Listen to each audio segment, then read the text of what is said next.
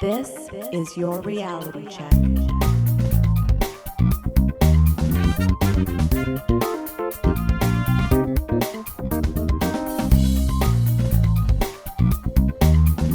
Hi everyone, and welcome to The Reality Check, the Canadian show that explores a wide range of controversies and curiosities using science and critical thinking. I'm your host, Darren McKee, and with me, as usual, is Adam Gardner.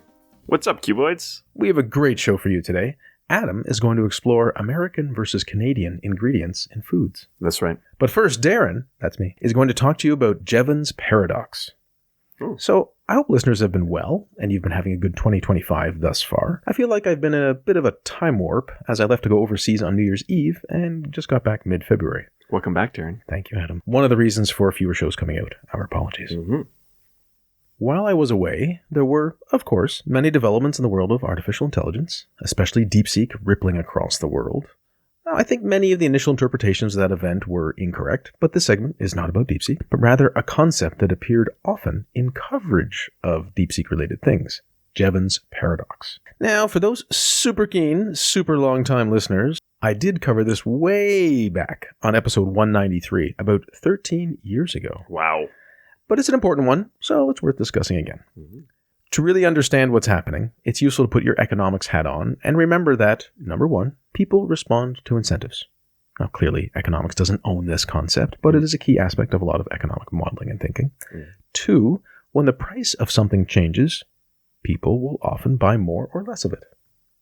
Okay. Nothing surprising there, just sort of some foundational stuff to anchor us thinking this through.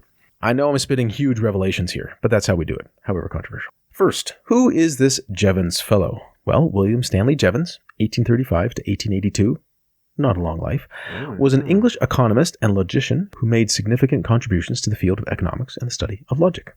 He spent some time in Australia, and after returning to England in 1859, Jevons published his seminal work, A General Mathematical Theory of Political Economy, 1862, which introduced the marginal utility theory of value. Now, this is a big theory for those people who are familiar with economic stuff, and it suggested that utility or value to a consumer of an additional unit of a product is inversely related to the number of units of that product that they already own. Mm. This is diminishing marginal utility in the broad sense. If you have a lot of something, having one more is not as important. If you have no apples and you like apples, having one apple, that's great. If you already had 10 apples, having an 11th apple, not as important to you. Okay. If you're already a millionaire, having an extra $100, not a big deal. And I'm like, oh, doesn't everyone already know this? Of course, someone had to sort of come up with it, right? Sure. He was one of those people. Some argue that Jevons' work, along with similar discoveries by Carl Menger and Leon Walras, marked the beginning of the marginal revolution in economics. As for the paradox in the Jevons Paradox, in 1865, Jevons published The Coal Question, where he highlighted the gradual exhaustion of Britain's coal supplies and introduced what is now known as Jevons Paradox. In the broad sense, Jevons observed that as technological advancements improve the efficiency with which a resource is used, the overall consumption of that resource can actually increase rather than decrease. Oh. This paradox challenges the intuitive notion that better efficiency leads to lower resource usage and highlights the complexities of economic behavior. When I did this segment 13 years ago, it was labeled energy efficiency because that seems to be the main issue here. So you would have been thinking more about gas usage versus now we might be thinking more compute. Well, perhaps, but almost anything, especially if you think of things through an environmental lens, people often talk about increasing energy efficiency of some product, some technology, Right. something, because that's going to reduce energy consumption.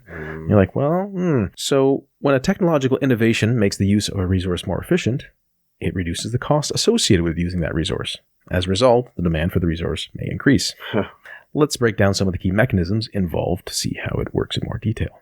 So you have technological improvements, as I said, right? Leads to increased efficiency in the use of a resource. For example, an innovation in engine design may allow a vehicle to travel further on the same amount of fuel. Okay, so that's technological improvement. Number two, cost reduction.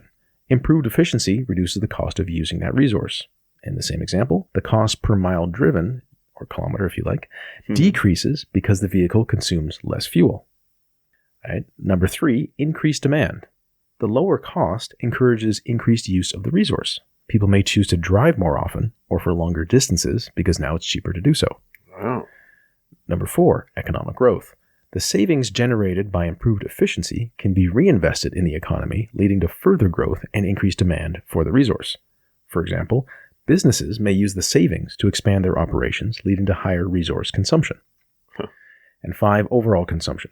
The combined effect of increased demand and economic growth can result in higher overall consumption of the resource, despite the initial improvements in efficiency. So it's important to see there isn't just one mechanism or reason at play for why demand for a resource may increase, but a few interrelated ones. Yeah. Broadly, you can also think of it this way. If you are spending a certain amount of money on heating your home or your apartment or whatever it might be, and now something's making it more efficient such that it costs you less for the same amount of heat, you now have saved money, and do you just never spend it forever? Or do you spend it on something? Probably you do. And that thing is going to use some sort of resources in the world to acquire a good or service for you. You are going to be using energy in the broad sense when you spend that money. So I guess naturally I'm inclined to think like, well, at the end of the day, once your house reaches a certain temperature, who cares? But it's more like, oh, well, now I'm not going to put a sweater on and I'm just going to heat it because I don't care. Or I'm just not going to worry as much about like leaving the door open because it doesn't cost anything. And it paradoxically causes consumption. It could be, exactly. So let's look at a few more specific examples. First, the coal industry. Jevons' original observation was based on the coal industry in the 19th century. He noticed that England's consumption of coal increased greatly after James Watt introduced the Watt steam engine, which greatly improved the efficiency of the coal-fired steam engine from Thomas Newcomen's earlier design. So this is for trains? Correct. Okay. Steam engine, yeah. Watt's innovation made coal a more cost-effective power source, leading to the increased use of the steam engine in a wide range of industries. Oh. This, in turn, increased total coal consumption, even as the amount of coal required for any particular application fell. In other words, the invention of more efficient steam engines meant that less coal was needed to produce the same amount of work. Work here, in a more physics sense, work output referring to the useful energy of mechanical work produced by a system during its operation, especially in thermal or mechanical cycles. However, this increased efficiency led to a reduction in the cost of coal-powered machinery, which in turn increased the demand for coal. The overall consumption of coal increased, contradicting the expectation that efficiency would lead to reduced consumption of coal. Yeah.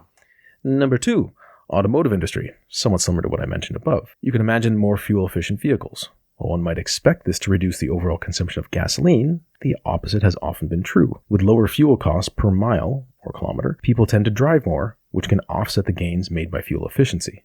This increased driving can lead to higher overall gasoline consumption, similar to the example I mentioned with the engine. So all of a sudden, the cost to power my vehicle is so good that I can live further, I can commute more, I can take more trips, and whatever. People respond to incentives. And I'll just give you listeners a quick moment to think about another implication that you heard earlier.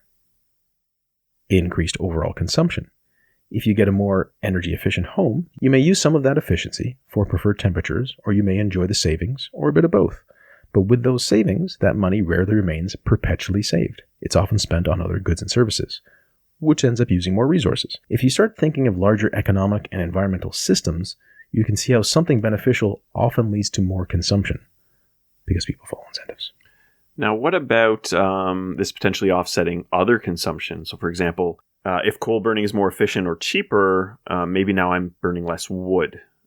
Is that related? Because if we're specifically looking at coal, you're going to see more consumption, but maybe there is, less consumption of something else, or would that be a different phenomenon? Well, these are very interrelated things. So sometimes it's whether one good can substitute for another one. So if you are using coal instead of wood to heat your home, you are going to use less wood, but then wood per unit of heat versus coal per unit of heat versus the cost of coal versus the cost of wood. You have to think of all these different variables and even say the detrimental environmental effects just from pollution alone of burning wood inside your home or burning coal inside your home, that sort of thing. So I think it's possible there'd be a Jevons paradox potentially. Again, these are all potential things. It depends on the size of the savings and the size of consumption. But it could be that if wood was made more accessible and easier, then there'd be the Jevons paradox for wood and separately for coal. And then if you mix them, one might diminish and one might not. It really, you'd have to sort of look at a specific example of how people are using which resource and in what way. Now, what about comparison to similar concepts? Because we've talked about some things, and Jevons paradox often gets sort of lumped together. It's kind of like a broad encompassing term versus the more specific thing that I mentioned. There is the rebound effect, and this is closely related. It describes the phenomenon where the gains from increased efficiency are partially offset by increased demand. While Jevons Paradox represents an extreme case where the overall consumption increases, the rebound effect can occur to a lesser degree, where consumption increases but does not necessarily exceed the savings from efficiency. Okay. So you could imagine, as I was saying, if something is more efficient, people use more of it, broadly speaking. That's fine. If that happens at all, that's a rebound effect. But if it happens so much so that it fully offsets any efficiency that was gained at the beginning, that's the Jevons Paradox. It's not any sort of uptick in usage. I'm thinking of like computers getting more efficient and you can process a lot more, but the cost is still going down. Right. But I guess the trade-off of that is more people buying computers now than they did 30 years ago. So there probably are other factors at play, right? Yeah. Price elasticity of demand, very famous in economics, refers to the responsiveness of the quantity demanded of a good to a change in its price. When the price of a resource falls due to improved efficiency, the quantity demanded can increase if the demand is elastic. Jevons Paradox can be seen as a specific instance of price elasticity where technological improvements reduce costs, leading to increased demand. If something's not that elastic, it just doesn't work that way. It's sort of to what extent people will change their preferences and behaviors in relation to change in prices. And for certain things, you have more flexibility, and for other prices, you imagine you don't. Sometimes whether a good can be substituted or not, or how people's preferences change. So you can think of a couple examples. A famous one might be, if cigarettes become more expensive, well, if you like cigarettes, you're just going to keep smoking cigarettes. You're kind of stuck, right? You're not sort of flexible on that sort of thing. If Coke becomes super expensive, some people might switch to Pepsi, right? There's a substitution effect there, or vice versa. So substituting goods is not the same thing as price elasticity of demand, but I'm just sort of mentioning that it does depend on the type of good, right? The Jevons Paradox does not work for all things and always. There's the Kazum-Brooks postulate. Now, it's an economic hypothesis that builds on the concept of the Jevons Paradox. I also think it sounds like an episode of the Big Bang Theory. It was independently proposed by economists Daniel Kazum and Leonard Brooks in the 1980s, and later named by U.S. economist Harry Saunders in 1992. Some see it as modern analysis of Jevons thinking. The postulate posits that improvements in energy efficiency, which are economically justified at the microeconomic level, can lead to an increase in energy consumption at the macroeconomic level. The counterintuitive outcome is primarily due to the rebound effect, where the cost savings from increased efficiency lead to greater overall energy use. So I'm not going to go into a lot of detail here because you can imagine this is a bit more in the weeds of certain economics and economic modeling, but it's trying to say, well, something at a smaller scale has a different effect on a larger scale, and that then sort of wipes out things because of this rebound effect. Really trying to get at some of the nitty-gritty of how these things work in practice with certain types of industries or resources that are being used and the efficiencies gains supposedly therein. So what are the implications here for the world of sustainability or energy efficiency or these types of issues? Well, if you think about environmental policy and sustainable development, there are some relevant issues here. It suggests that policies focusing solely on increasing energy efficiency might not be sufficient to reduce total energy consumption and greenhouse gas emissions, for example. A comprehensive approach that includes addressing consumption patterns and implementing measures to limit the rebound effect would be necessary. Before we get to some of those ideas, it should be noted that increased energy efficiency has a multitude of benefits, largely about increasing living standards or quality of life. Yeah, energy equals well-being, I think, for a lot of the developing world. A lot of the world. Yeah. Right, we just already benefit from it. Yeah. So all I have to say is, while there are sort of balancing factors or rebound or the paradox that seems to undermine the thing, you do still get something out of it. Yes. Like if you are driving your car more, that means you can go further, which is supposedly beneficial. Yep. You can heat your house more. Like you can do all the things which in theory improve your quality of life in some way, which is not nothing. It just may not work towards the goal that was thought that was going to happen from a so-called increase in efficiency. Depends on your priorities. So can anything be done to address Jevons Paradox? Well, first, people have to understand that this is a thing, at least to some extent, and that initiatives can have unintended consequences. So thus, understanding Jevons Paradox is crucial for policymakers and economists aiming to develop sustainable resource management strategies. Some approaches could be encouraging behavioral changes, so just awareness and education about the nature of resource consumption. That could help. 2, implementing regulatory measures. There could be worlds where different policies are put in place, where there's taxes or pricing or this on that to manage overall consumption if one is trying to deal with this despite the efficiency gains. Sure. Renewable resources investment. Shifting towards renewable energy sources can mitigate the impact of increased consumption of non-renewable resources. The good old electricity we get here in parts of Canada is largely from renewable resources. Or promoting a circular economy. So recycling, reuse, and reducing waste can help manage resource consumption more sustainably. Of course, we know there's lots of problems with recycling depending on how it's done and what's being recycled. But if you sort of, again, broadly are trying to think about how do we get things to be more energy efficient without using more of it, you have to come up with some way to address that. In conclusion, Jevons Paradox serves as a reminder that technological advancements and efficiency alone are not sufficient to ensure sustainable resource management. If one is seeking to improve efficiency and cares about resource use, then any such initiatives would benefit from understanding Jevons Paradox and its implications to help societies navigate the complexities of resource consumption and work towards a more sustainable future. And finally, how does this relate to AI? Quote, Jevons Paradox strikes again, Satya Nadella said on LinkedIn. As AI gets more efficient and accessible, we will see its use skyrocket, turning it into a commodity we just can't get enough of. That's also a quote. This is the person who's head of Microsoft at the moment. Oh. Now, is that really Jevons Paradox? Well, in some ways no, but in others yes.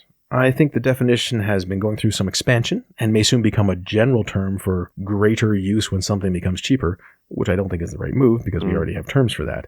So if the accessibility of AI and it becomes more efficient, people using it more, it's not clear that's Jevons Paradox, right? Like AI is a resource of some type, but it seems like it's more like a thing and people will use it more because it's easier to use. And so I'm just wary of like anything becomes easier to use, people will use it more. That's Jevons Paradox. Like, well, not really.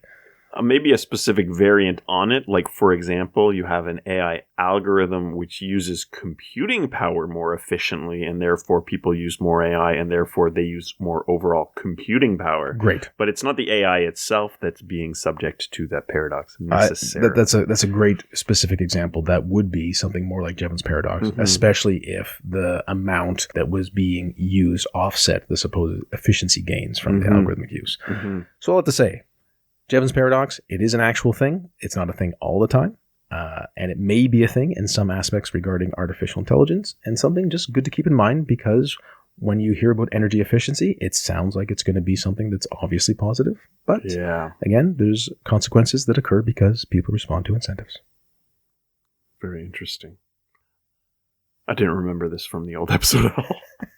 It's like I heard it for the first time. If it makes you feel better, I had to be reminded of the Brooks Kazum postulate, but I did loosely remember like something about efficiency making things harder to do. Yeah.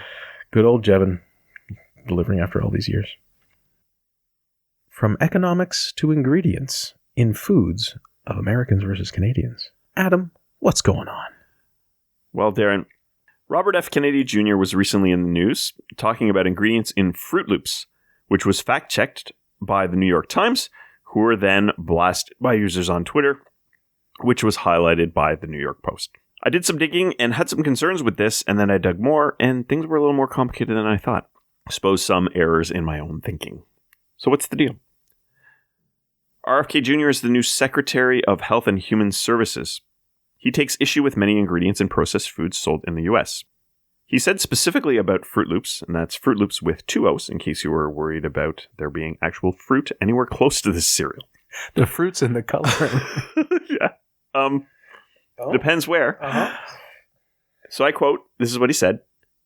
Why do we have Froot Loops in this country that have 18 or 19 ingredients, and you go to Canada and it has 2 or 3? Okay, that's not really true. We can look at that later. But the New York Times put out a correction for this by saying, and I quote, he was wrong on the ingredient count. They are roughly the same. But the Canadian version does have natural colorings made with blueberries and carrots, while the US product contains red dye 40, yellow 5, and blue 1, as well as butylated hydroxylotoluene, or BHT, a lab-made chemical that is used for freshness according to the ingredient label. Okay, then everyone lost it. Basically, I saw this reposted on Twitter or X, a number of big accounts. And the complaint was that was exactly the point, right? Because they were replacing synthetic chemicals with natural ones. And RFK Jr. specifically has a problem with artificial colorings. Wait, does tanning count? I believe it's natural coloring. Okay. So saying they're the exact same thing except for the bad thing that he specifically doesn't like replaced with a natural thing is a little silly. Now, I'm not personally making a statement saying that one is particularly more healthy than the other, but one can appreciate that this is kind of the point. An analysis of the danger of these products is out of scope for the segment, but my sense is that they're probably bad in high doses and you won't be seeing those doses in a bowl of cereal. So the poison is in the dose, as they say. And most, if not all, governments have an amount that they will allow, which is basically them saying that this amount is a concern for them. Also worth considering is the naturalistic fallacy. So basically, saying that the natural version is safe while the chemical one is not is generally the naturalistic fallacy. Every substance, natural or not, is a chemical. Some of them are more or less healthy or toxic to humans. That said, there is perhaps some logic to the idea that in many cases, the natural thing is good, and the unnatural one, all things being equal, could have unintended consequences. If there's a food in nature that's been eaten by humans for generations, I might assume that it is less likely to cause health concerns than a random chemical that was designed in a lab and that we haven't actually exposed humans to. In time with exposure, you can make determinations about which substances are safe and which ones are not. And we have had time with some of these substances. But there are things in our everyday diets which humans consume plentifully, which are bad for us, and others which may be worse for us than we know. Sometimes the things which are bad for us are more or less natural, and that they are not part of an ancestral diet. Though it's not that simple, many things humans consume as part of a natural diet can cause negative health consequences in excess. Sugar, salt, carbs, whatever. Of course, everything can cause negative consequences in excess. Absolutely. There's an amount of water you can drink which will be toxic. So that's kind of how it works. On to colors.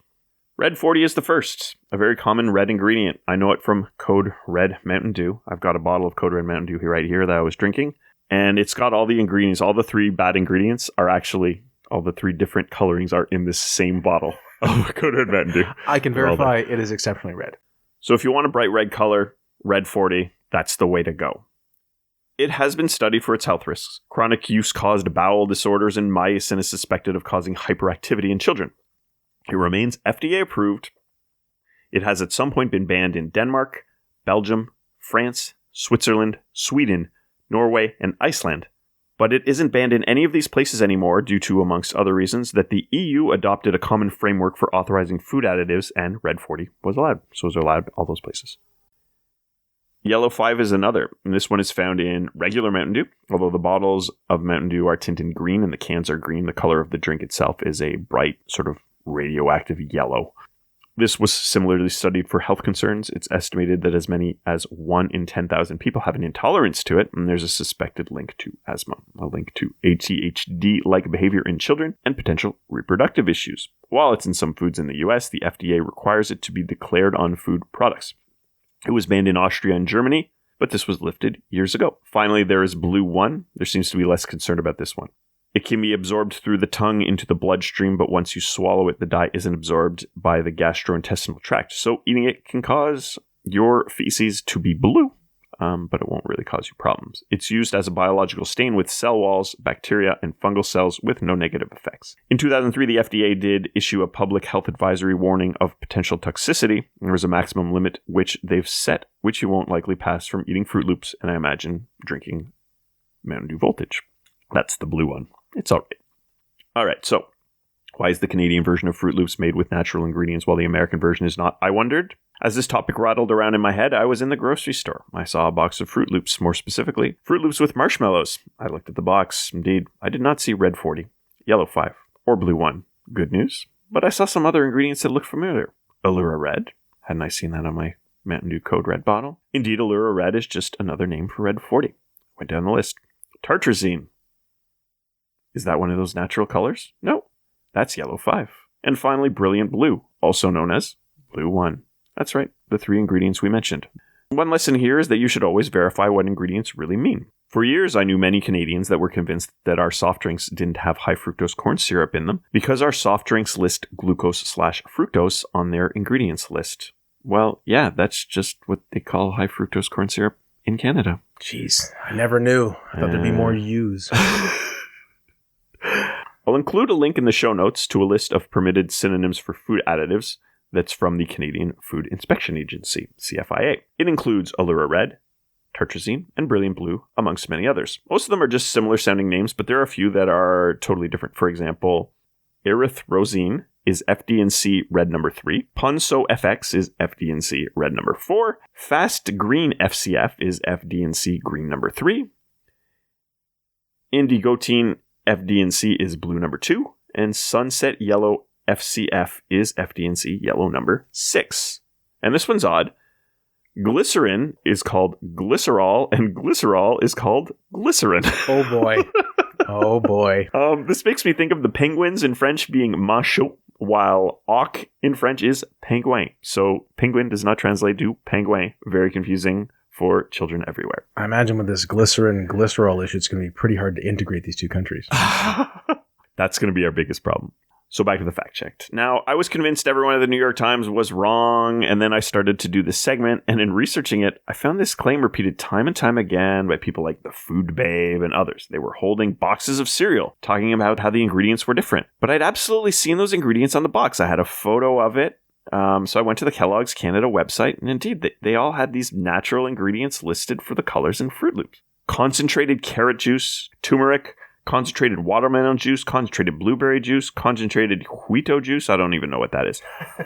All for color.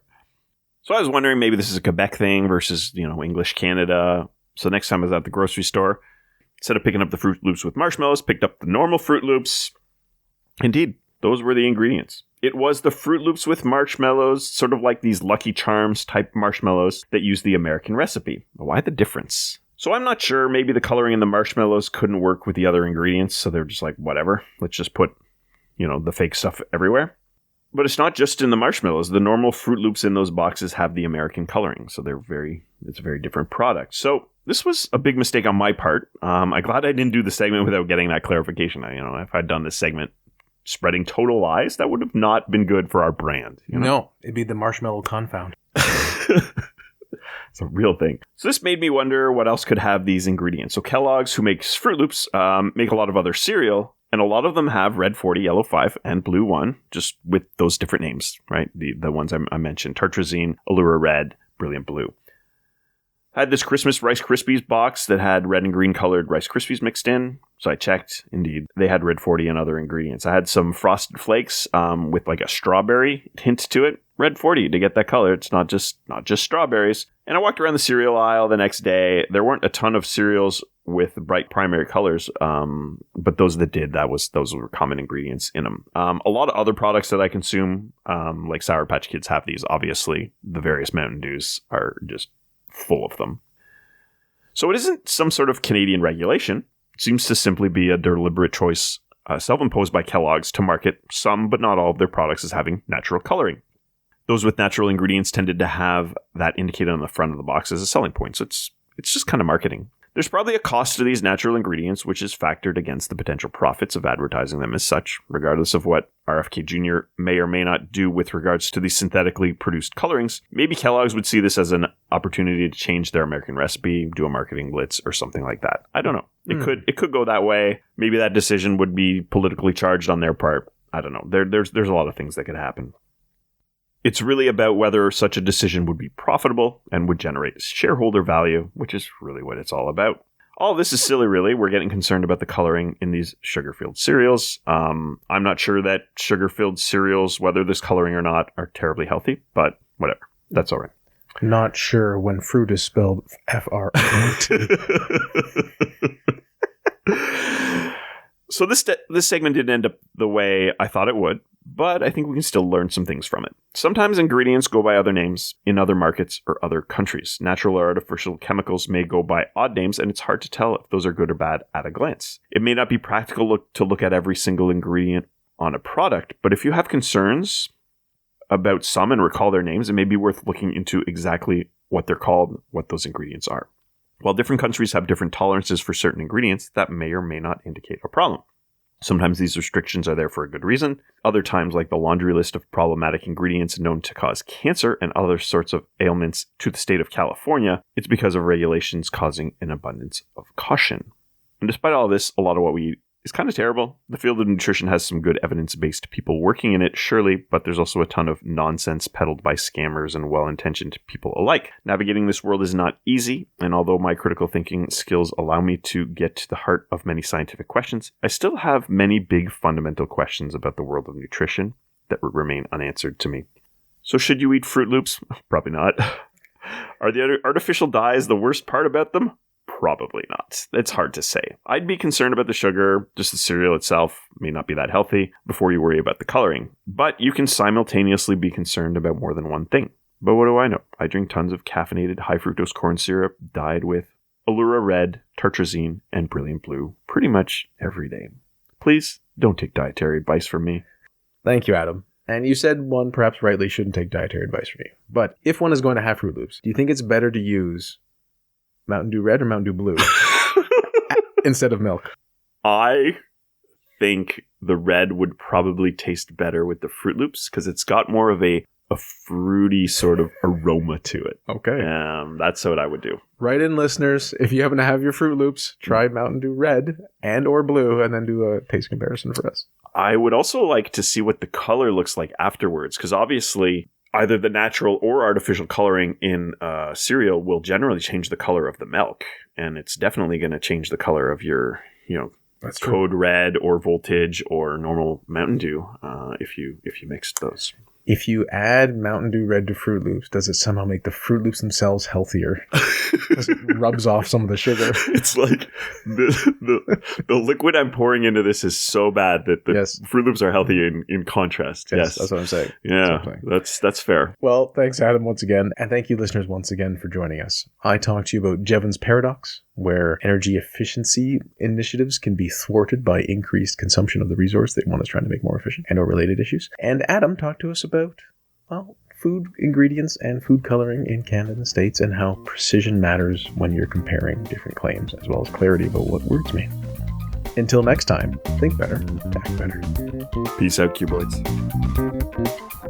For show notes or to discuss this episode, visit our Facebook page and website at trcpodcast.com. For general inquiries or to send a topic or parody suggestion, email info@trcpodcast.com. Help support the show by leaving a review on iTunes and liking us on Facebook. Follow us on Twitter at TRC_podcast.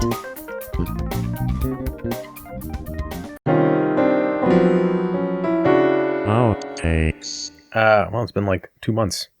Mm-hmm. Fortnight. It's not a fortnight. It's 4 fortnights. It's more than a fortnight.